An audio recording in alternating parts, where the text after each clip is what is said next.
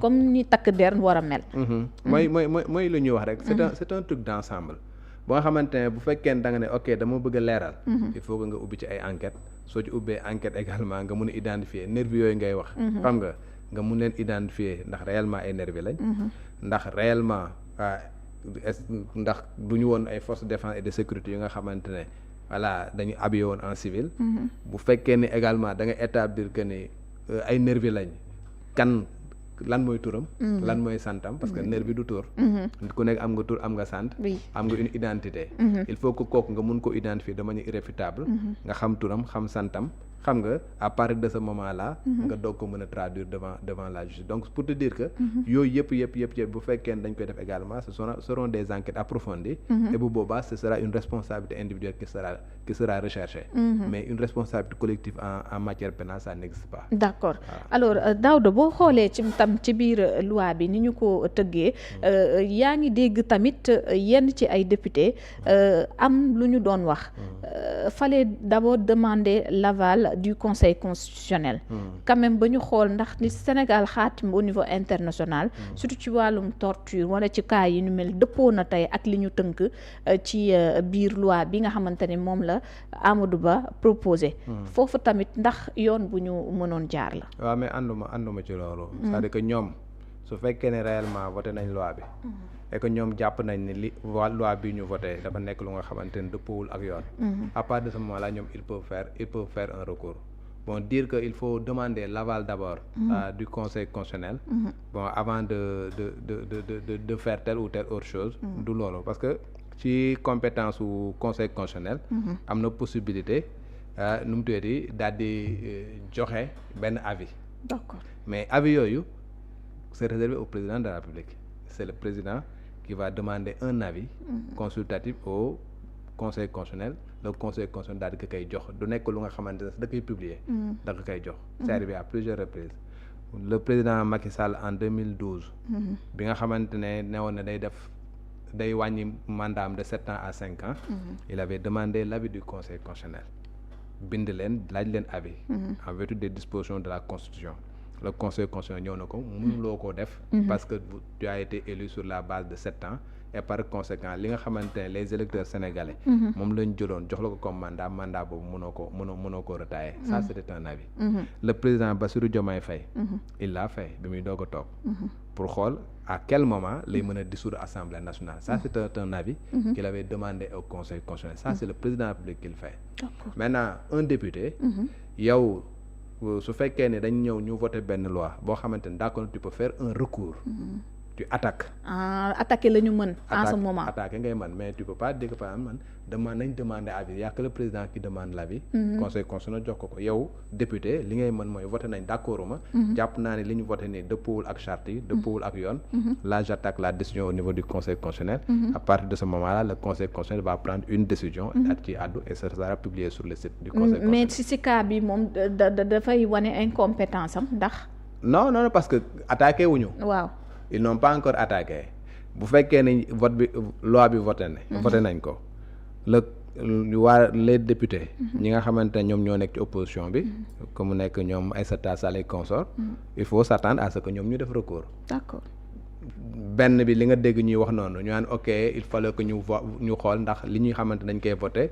dafa nekk lu nga xamante ne dafa conforme aux traités internationaux régulièrement ratifiés. Justement, oui. Voilà régulièrement ratifiés mais loolu nekkul compétence u Conseil constitutionnel. Ah d'accord. Parce que les traités internationaux yu nga xamante ne dañ ko voté loolu Conseil constitutionnel du ci àddu parce que c'est le président public de par la loi moom mooy ki nga xamante ne moom mooy ratifié moom mooy na laa koy wax sax moom mooy signer les traités internationaux mais bu koy signer c'est sur autorisation de l'Assemblée nationale. Da ngay gis chaque fois ngay gis au niveau de l'Assemblée nationale mu am projet de loi wala lu nga xamante projet de loi bu nga xamante dañ ko def en conseil des ministres ba d'accord ci ba pare daal di koy indi au niveau de l'Assemblée pour que ñu mën a autoriser le président de la République pour que mu mën a ratifier quand l'Assemblée nationale autorise le président à ratifier je donne l'exemple de la dernière fois accord bi ñu doon am avec le gouvernement marocain. Oui. Tu te rappelles yàggul woon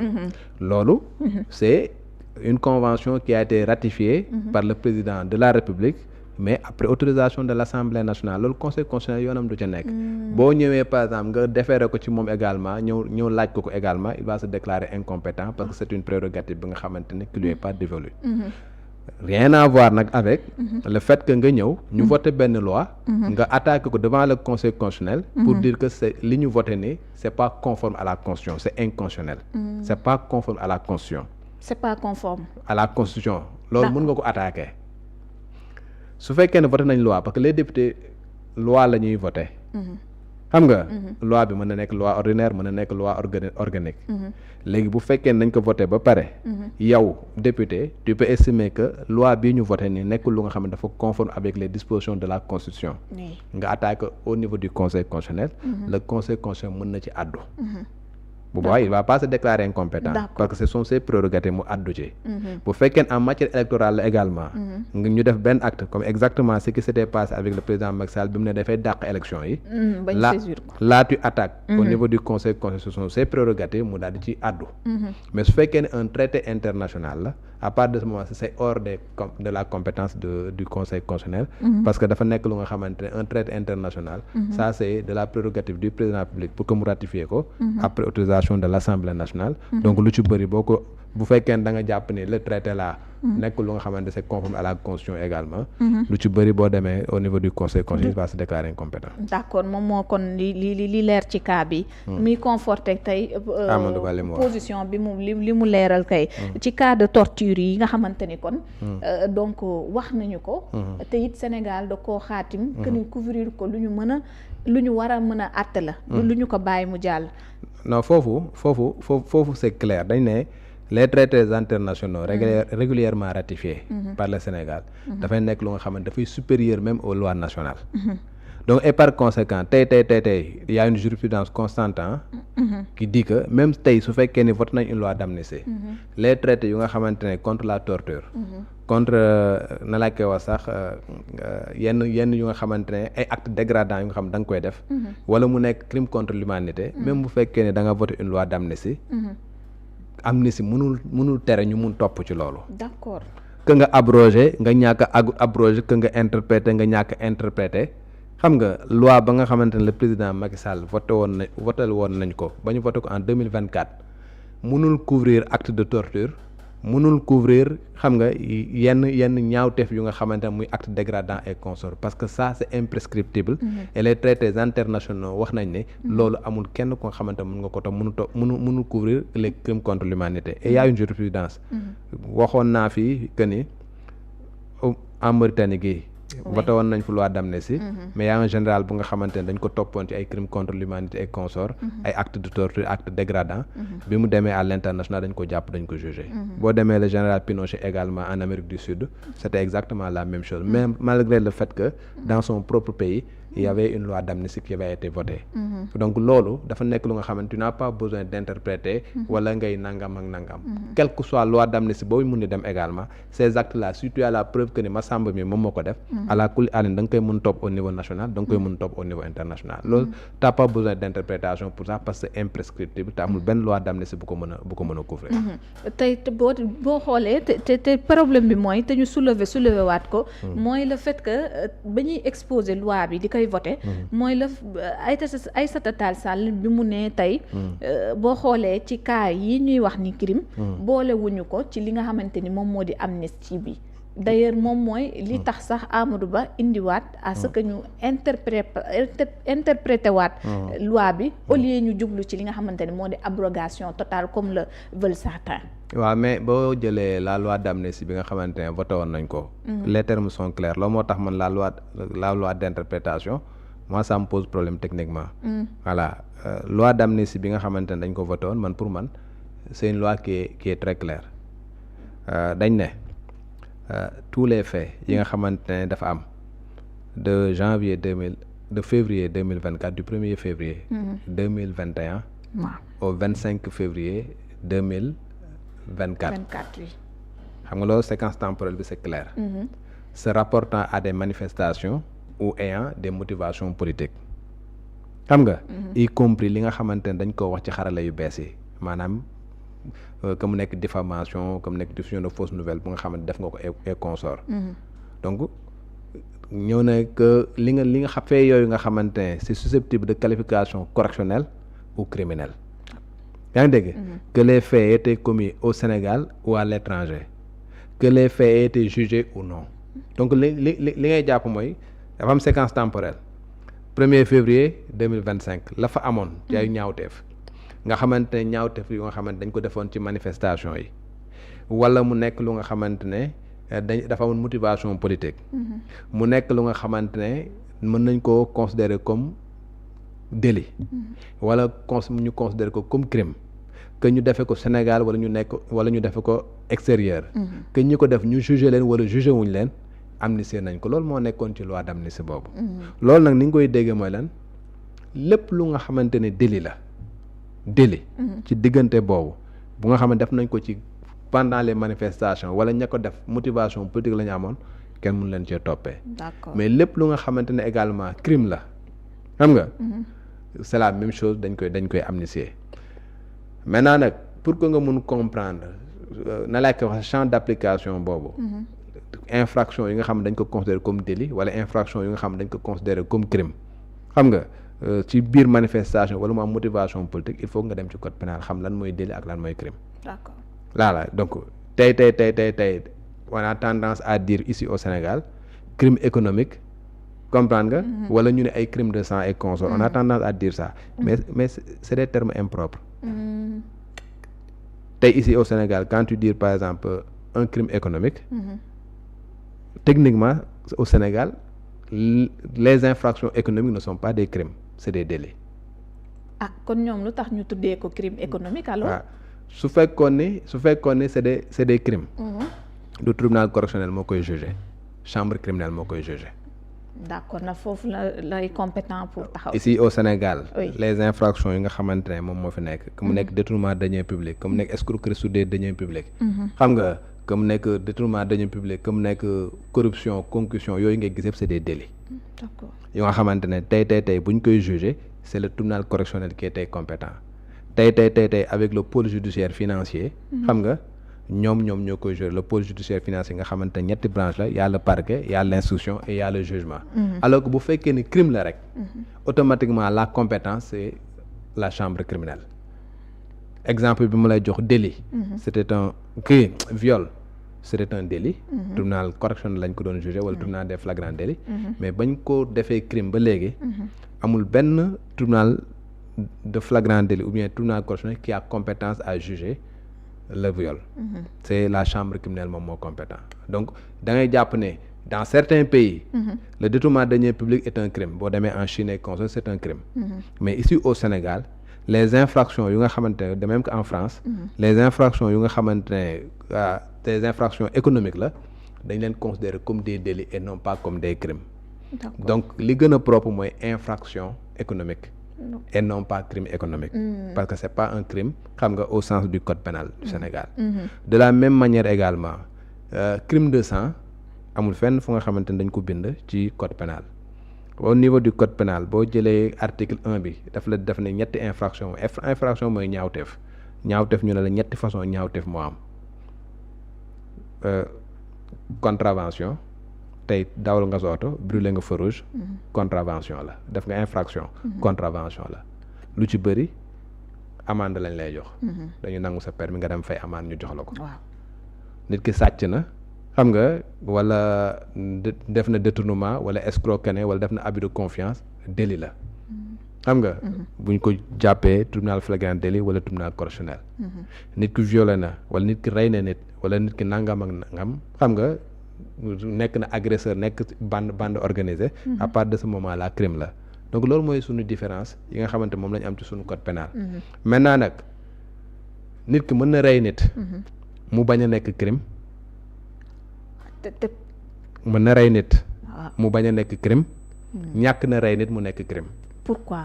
waaw kay. dama la wax viol. dañ ko criminaliser. mën nga violer nit te doo ko rey. waaw pourtant crime la. Oui. Incendie volontaire. C'est un crime. yaa ngi dégg nga ñëw lakk kër jàmbur de manière intentionnelle. si loo tey. si loo tey. D'accord. Incendie volontaire dama ñëw lakk sa kër xam nga de manière volontaire c'est un crime. bu nga xam ne jusqu'en 2004 c'était condamné à la peine capitale, la peine de mort. C'est un crime. Les bandes d'agresseurs là, la bande à Inno da nga ko doon dégg. fan lañ leen doon jugé cour d'assises lañ leen jugé woon. Ils n'ont jamais tué. musuñu rey. Boy Djiné ñaata nga gis ñu poursuivre ko et consort cambriolage et consort. pourtant musul rey. parce que ça c'est un vol qualifié vol soo amee yenn aggravation ñetti aggravation bu ko amee rek crime la. tey bu fekkee nit ki dafa sàcc dañ naan vol ñu naan dañ lay wax ni délit la. mais su fekkee ne da nga def vol nga def ko la nuit muy guddi. nga am koo àndal muy la réunion bu fekkee ne la nuit la aggravation la en réunion nga am koo àndal aggravation la. nga escalader mur aggravation la. nga yor arme aggravation la. nga yor oto aggravation la. nga yor moto aggravation la. nga yor arme aggravation la. aggravation yooyu yëpp ma lay wax noonu su fekkee ne am na ñett automatiquement day dem nekk crime. même boo rayul nit. d'accord. à contrario. yor naa sama oto may dawal par mégarde ma mbëkk nit mu dee xam nga rey naa nit. waaw mais du crime c'est un délit. parce que code pénal moom moo ko c'est homicide la mooy rey naa nit. mais tous les homicides ne sont pas des crimes. homicide mooy ku rey nit léegi nag dafa am homicide volontaire ak homicide involontaire. y a l'intention tey kii défini. waaw c'est intention bi moom moo koy déterminer ndax crime la wala du crime. tey bu fekkee ne dama ñëw par exemple ma rey nit te tey ko. yaa ngi dégg. bu boobaa meurtre la. yaa ngi dégg su fekkee ne nag man dama préméditer sama acte. yow tëkku naa la jote nañ ma tëkku la. ñoo xam ni fii ngay liggéey heure sangam ngay wàcc. fii nga dëkk ma topp la piste la. xam nga bàyyi la ba nga xamante ne dem nga ba ne fu lëndam foofu ma daal di lay jam foofu dama ko préméditer. xam nga. parce que waajal na ko ba pare. comprendre dama préméditer acte bi. wala ma xam ne fii ngay jaar ma yeeru la xaar la ba nga ñëw. xam nga ma daal di lay koj tàllike loolu mooy guet-apens bu boobaa assassinat la c'est meurtre avec préméditation loolu ki la donc ñaar yooyu. ñoom ñooy véritablement les crimes. à contrario tey comme ñoom exemple bi ma la jox ma yor sama oto may dawal mbëkk nit. teyuma ko nit ki dee génn na àdduna homicide la rey naa nit. mais c'est un délit. mooy homicide involontaire la. tey xeex nañ ma dóor la. blessé la bi ma lay dóor maa ko tey. mais au moins intention rey la. après dóor boobu ma la dóor am ay complications. ba yàlla def li ci kii. loolu mooy cause de blessure volontaire et entraîner la mort sans intention de la donner. coup mortel lay doon. exactement li ñu xamante moom lañ condamné Barthélémy Dias dans l'affaire Ndiaga Diouf. Ndiaga Diouf Barthélémy Dias lañ ko condamné ci foofu nit dee na. mais justice def ne. loolu du crime c'est un délit coup mortel la donc juste pour dire que voilà crime de sang nit mën na tuur nit mën nga agresser nit blessé ko tuur nga deretam. yaa ngi dégg deewul. yaa ngi dégg mais ku mën nañ ko def cause de blessure volontaire xam nga CBV la. cause de blessure volontaire blessé nga nit. tuur nga deretam. mais deewul loolu la ngay def bu fekkee da nga ne sang rek. c'est une infraction bu nga xamante ne génn nga deretam mais deewul. waaw nekkul crime. comprendre nga su fekkee ni comme ni ma la ko waxee également rey nga nit te tey ko ñaar yooyu rek moom moo nekk véritablement li ñuy woowee ay crime. muy le meurtre et l'assassinat. donc li ngay jàpp mooy infraction yi nga xamante dañ ko considérer comme crime. du rek da ngaa rey nit. viol dañ ko def crime. trafic de drogue bii crime la. vol de bétail crime la. incendie volontaire crime la. comprends nga yooyu yëpp dañ ko considérer comme crime donc juste pour dire que y a des notions yu nga xamante ne peut dañ koy wax ci penc mi voilà ñu ne ok crime de sang. wala ñu ne lu nga xamante ne comme crime économique et consort. mais boo ko xoolee de sur le plan purement technique. dafay nekk lu nga xamante ne bii day nekk délit te nekkul crime. du nekk crime voilà bële également mën na nekk délit te du nekk crime. ci kaawu bal yi nga xamante ni ñu bëri ñu ne ay bal dindi nañ ko ci ñoom. waaw loolu noonu fan lañ koy mën a déterminer kon. non moom laa lay wax tout dépendra enquête moom mooy dem. bu ñu demee enquête ba pare ñu xool les circonstances parce que circonstance dafa am solo.